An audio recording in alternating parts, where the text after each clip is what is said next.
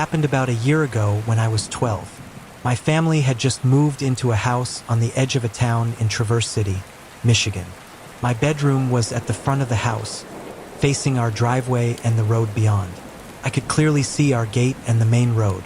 It was mid-November, and a storm had started around 9 that night. I remember lying in bed, listening to the rain hitting the roof. I fell asleep quickly, not thinking anything unusual would happen. Then, sometime around midnight, I woke up suddenly. I heard it, a loud knocking at the front door. I stayed still in my bed, not knowing what to do. The knocking stopped for a few seconds, then started again, even louder. I got up carefully and moved to my window to look out at the porch, but I couldn't see anyone. The porch was empty, with just rain hitting the steps and the grass around it. Then I heard my dad's footsteps in the hallway. I listened as he walked slowly towards the front door. The knocking stopped suddenly, and everything got quiet, except for the sound of rain. My dad called out to see if anyone was outside, then carefully opened the door. He stepped onto the porch, looking around, but nobody answered him. He stood on the porch a bit longer, checking both sides of the house, then walked back inside. We knew someone had knocked on our door, but now they were gone, and we had no idea who or why. The next morning, I got up around 7. The rain had stopped, but everything outside was still wet and cold. My parents were already in the kitchen. My dad was drinking coffee, and my mom looked like she hadn't slept much. No one said anything about the knocking, though I could tell they were still thinking about it. After breakfast, I put on my shoes and stepped outside. As I reached the steps, I noticed something on the boards. Muddy footprints, clearly made by someone walking back and forth on the porch. But they weren't ours. The prints went down the steps and along the edge of the driveway, leading toward the front gate where the gravel met the road, and then stopped. My dad came outside a minute later and saw me looking. He didn't say much, just walked over and followed the same path with his eyes. He checked near the gate, looked around for a bit, then went back to the porch and called my mom out. They stood together for a while, then my dad said he was going to call the police, just in case it was connected to the accident we heard about on the radio earlier. A patrol car arrived about half an hour later. The officer asked when we heard the knocking, whether we saw anyone, and whether anything else strange had happened. He checked the porch, walked to the gate, and then told us a car had been found off the road about half a mile away. A woman had crashed during the storm, but when the police arrived, the car was empty. He said she might have walked up the road looking for help and could have been the one who knocked. They were still trying to locate her and would keep us informed if they found anything. Later that day, the officer called back. He said they found the woman who had crashed her car. A man had spotted her walking along the edge of the woods, not far from the road. He said she didn't remember much, except walking in the rain and seeing lights through the trees. My mom looked relieved, and I felt the same, but I still had questions in my head. If she was the one who knocked, why didn't she wait for someone to answer? Why did she leave so fast? Maybe she had already started walking away by the time my dad opened the door.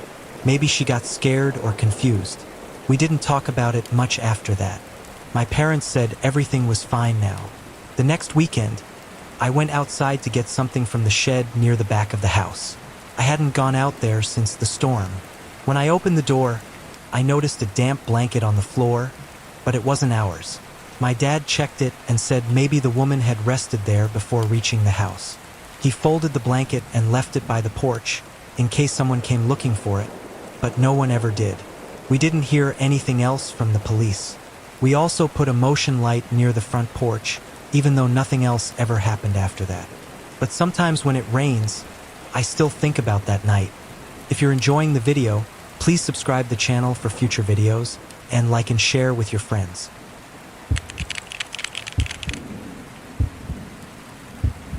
This happened last year in August, just after school had started again. I was 15 and had recently joined the drama club at my school. We were preparing for a play, and rehearsals were held after regular classes in the auditorium. That Saturday evening, the school opened just for our practice. There were only about 12 of us, including 2 teachers, and we were told to enter through the side gate near the science block. The weather was strange that day. It had been hot all afternoon, but by 5 p.m., Thick clouds were gathering. Then, around 6:30, thunder started rumbling, and a few minutes later, the rain began pouring hard, loud enough that we had to stop rehearsal for a while because we couldn't hear each other properly. Some of us stayed in the auditorium, but a few wandered out to the hallway, just for a break. I went to fill my bottle from the water cooler next to the staff room. The lights flickered, then cut out completely. The emergency lights turned on in a few corners, giving off a faint blue glow. I stood near the cooler for a while, listening to the rain hammering the roof. It was quiet, apart from the thunder. Then lightning flashed outside, and in that brief moment of brightness, I saw someone at the window of one of the empty classrooms. The hallway I was in faced the schoolyard, and the windows on that side belonged to the first-floor classrooms, all locked for the weekend. But when the lightning lit up the yard, I clearly saw a face pressed to the glass. A man. He was staring straight into the hallway from room 1B. I was at least 15 steps away from the window. His hands were at his sides, his face was pale and blank, and the next second, it was all dark again. I looked toward room 1B, trying to see if anyone was still there, but without lightning, the window was just black. I slowly walked backward until I was out of view from the classrooms, then turned and went straight back to the auditorium. Maybe it was just a reflection, or maybe the lightning had played tricks on my eyes, but something about how still that man was and how close he had been to the glass wouldn't leave my mind. 10 minutes later, the storm got worse. One of the teachers said we should all stay inside until it passed completely. She made a quick round to check the side doors. The main gate had already been locked when rehearsal started. We stayed gathered in the auditorium with a few battery-powered lights on the floor, waiting for updates. Eventually, I told my friend Lina what I had seen. She asked if I was sure it wasn't just a reflection or someone playing a prank, but the school was locked, except for the side entrance, and all the classroom doors had been shut before we started. We weren't allowed to go into those rooms after hours. About 20 minutes later, one of the teachers came back and told us the storm had started to calm and that parents were being called to pick us up. She left again to unlock the side gate while we waited. I went to use the washroom near the same hallway. This time, I didn't go alone. As we passed room 1B, we both looked at the window. The rain had slowed, and there was no lightning, but when we reached the bathroom, we found something strange. The janitor's cleaning cart was left right outside the girls' washroom, and the mop was wet, but the janitor wasn't supposed to be there that day. We didn't go into the bathroom. Something about that cart sitting there in the dark made us stop. Lina looked at me and shook her head. I told her we should go back and find a teacher. We turned around and walked quickly back toward the auditorium. Inside, I found Mrs. Carter near the front stage. I told her what we'd seen. The janitor's cart outside the restroom, even though no janitor was supposed to be working that weekend. She called over Mr. Barnes, the other teacher, and stepped outside with him. A few minutes later, she returned and said we'd all be staying in the auditorium until someone from security arrived to check the building. It took around 15 minutes, but the school's part-time security guard finally showed up. He had a flashlight and checked the school with Mr. Barnes. They went down the hallway, checked each door, and finally went into room 1B. They didn't find anyone in the school and nothing appeared damaged or stolen, but one thing stood out. The inside window latch in room 1B was unlocked, the same window where I'd seen the face. Mrs. Carter was confused and said all rooms had been checked and locked before rehearsal began. The only way someone could have unlocked it from the inside was if they had been in the room. The next school day, the office reviewed the outdoor security cameras. The video was spotty because of the storm, but they managed to catch one strange clip from earlier that evening at 6:25 p.m. A man was seen walking along the back fence, just behind the classroom windows. He paused near room 1B, appeared to try the window, and after a few moments, he slipped inside. About 10 minutes later, he climbed back out through the same window and walked out of frame. They never identified him, and nothing else happened after that. But a week later, another teacher mentioned that someone had taken a spare key from the old janitor's cabinet, the one near the loading dock. It hadn't been checked in months. Since that day, I haven't stayed late at school.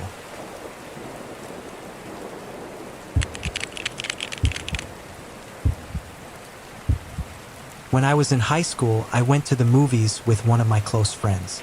I still remember it clearly because the weather that night was really bad. There was a huge thunderstorm with lightning flashing across the sky. Back then, you couldn't book seats online like you can now, so we always tried to arrive early to pick the best seats. Somewhere in the middle, not too close to the screen and not too far back. After choosing our seats, our plan was for one of us to go get snacks while the other stayed behind to hold the spot. When we walked into the theater, it was completely empty. Not a single other person. At first, we looked at each other and laughed. It felt like we had rented the whole place just for ourselves. Of course, being teenage girls, we couldn't resist. We pulled out our flip phones with tiny screens and started taking selfies. As we were trying to decide if we wanted to get snacks for the movie, the lights in the theater suddenly flickered. It gave us a small scare, but we figured it was just because of the storm outside. Then a man walked in. He looked like he was in his 30s. He had a backpack on, and his clothes looked a bit dirty, like he had been out in the rain for a while. As soon as he saw us, he smiled and said, "Oh, two beautiful girls and one guy in a movie theater." My friend and I looked at each other, confused and uneasy. We gave a small, awkward laugh, not sure how else to react. Then we pretended to be busy on our phones as the man walked down the row. But he didn't choose a seat farther away, even though the whole theater was empty. I didn't look at him. I just kept staring at my phone screen, trying to act like I didn't notice. He started talking, saying random things like, "Crazy weather, huh?" I wasn't in the mood to chat and leaned more toward my friend. I also didn't want him to see what I was texting. I quickly typed a message to my friend. She looked at her phone, read it, and then quietly replied that it was probably nothing and he was just being friendly. But I didn't feel that way. The way he chose to sit right beside me, even though there were many empty seats, and the way he kept looking at us, it didn't seem normal. I gave him short, one-word answers, hoping he would stop talking. Then he asked if we had boyfriends. Without thinking, I said no, and I regretted it immediately. It felt like a mistake, and I didn't know how he would react next. Maybe I was just too nervous and wanted to end the question quickly, but now I felt stuck. He kept talking about how bad the storm was outside. Then he said it reminded him of the movie Twister. That made everything worse. I've had a fear of tornadoes since I was little. To find a reason to step away, I leaned toward my friend and said we should go get popcorn. It wasn't really about snacks. I just needed to get out of that row and away from the man. But before my friend could respond, the man said something that changed everything. He mentioned that it was a good thing no one checks people at the door because he had a knife in his pocket. As soon as I heard that, I stood up right away. I looked at my friend and told her we should leave. She got up and followed me without asking questions. The theater was still empty, and no one else had come in. We walked calmly down the row and in front of the big screen so it wouldn't look like we were running. But the moment we turned the corner and were out of his sight, we ran as fast as we could. Once we were far enough away, my friend called her mother right away. Her mother told us to find someone who worked at the theater and report what had happened. The manager came over and we explained everything that had happened. He took it seriously and called the police. This movie theater was where a lot of people from my high school worked, so when the manager and some staff members came to talk to us, I saw familiar faces. I felt really embarrassed with everyone staring. After a short time, the police arrived. There were 2 officers, 1 man and 1 woman. The male officer looked annoyed and didn't seem to believe what we were saying. The female officer also didn't look very interested or convinced. They both went into the theater to look for the man we had told them about. About 15 minutes later, the officers came back. The male officer didn't say anything, but the female officer spoke to us. She told us they had taken him out of the theater. She told us we did the right thing by leaving and telling someone. She said he did seem creepy and that she would have done the same thing if she were in our place. That made me feel a little better. While the officer was finishing up with us, I saw my friend's mom. She's a small woman, but she was yelling at the manager and shaking her finger at him. I felt embarrassed all over again. After that, the manager gave us each 5 free movie passes and said we could come back anytime. He also invited us to go back in and finish watching the movie. I didn't want to. I just said no and asked to be taken home.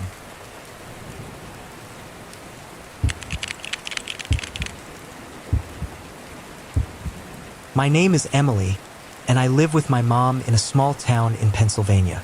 Our street is lined with identical houses, and most families here have lived on this block for years. Nothing ever really happens. That day, it rained on and off since morning, but by late afternoon, the sky turned a heavy shade of gray. We needed groceries, so my mom waited for a break in the rain before driving us to the store. It was almost dusk when we came back. As we turned onto our street, thunder rumbled in the distance, and fat drops started to hit the windshield again. I grabbed 2 bags and hurried out of the car, trying not to get soaked. My mom went ahead with the house keys, but as I got closer to the front steps, I noticed something strange. An umbrella lay open right in the middle of our driveway. It was open and sitting upright, but it didn't belong to us. I didn't remember seeing anyone with an umbrella earlier, and none of our neighbors were outside. I stopped for a second, just looking at it. The rain splattered off the fabric and made small puddles around the base. I carried the bags past it, careful not to touch it, and reached the porch. My mom had already gone inside. I stood on the porch and waited, listening to the thunder and watching the street. After a minute, I noticed muddy footprints in the driveway. They started near the sidewalk, circled the umbrella, and continued toward the side of our house, where the gate leads to the backyard. It was getting dark, and the house behind me felt too quiet, so I went inside, closed the door, and made sure the side gate was locked. Inside, my mom put away the groceries and switched on the weather channel while the wind rattled the windows and the rain grew louder overhead. I sat at the kitchen table and tried to focus on my phone, but my mind kept going back to the umbrella in the driveway. I didn't say anything else about it, figuring maybe it would be gone soon or someone would knock and ask for it. But the longer it stayed, the stranger it felt. After dinner, I went to my room and glanced outside. The umbrella was still there, exactly where it had been. I closed my blinds and tried to distract myself with homework, but I kept listening for sounds from outside. Then, around 9 o'clock, I heard the side gate creak open. That happened sometimes in a storm because the latch was loose, but this time there was a second noise right after, like something heavy bumping against the wood. I sat still and waited, but everything went quiet again. When I looked out the window, the umbrella was gone. I checked up and down the driveway, then across the street, but there was no sign of it anywhere. For a minute, I wondered if the wind had finally knocked it over and blown it away, but there weren't any gusts strong enough, and nothing else had moved in the yard. A few minutes later, I heard slow, steady steps on the deck outside the kitchen. The deck boards always creaked if someone stepped there, and these were footsteps, not the sound of rain or branches. I left my room, walked quietly down the hall, and peered into the kitchen. The lights were on inside, but I could still see a faint outline of something large near the railing, something standing too tall and still to be an animal. I waited, holding my breath, and then a flash of lightning lit up the backyard. The shape was gone, and the yard looked empty. I checked the door lock again, then walked through the house, making sure all the windows were closed.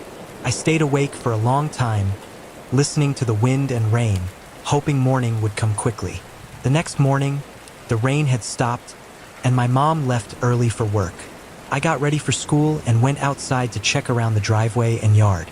There was no sign of the umbrella, not even a broken piece or a handle left behind. I walked along the driveway, looking for any marks, and saw the muddy footprints from the night before. They started near the sidewalk, circled where the umbrella had been, then crossed the lawn to the side gate. Past the gate, the prints continued to the backyard and then disappeared near the back fence. That afternoon, when I got home, my mom was already in the kitchen. She said the neighbor across the street had called her at work. He checked his security camera and saw someone walking with an umbrella in the storm around our house around 9 at night. The video wasn't very clear, but the person was tall and wore a long coat and disappeared down the side of our house, out of sight. My mom called the police and told them what happened. They came by, asked a few questions, and walked around the property. One of the officers noticed that the gate latch had fresh scratches on it, like someone had tried to force it open. He said, "Sometimes people look for unlocked homes during storms because most people are distracted or already inside. They told us to keep the doors and windows locked and said they'd patrol the area more often for the next few weeks. Nothing else happened after that, but for a while, every time it rained or I heard a sound outside, I would check every door and window.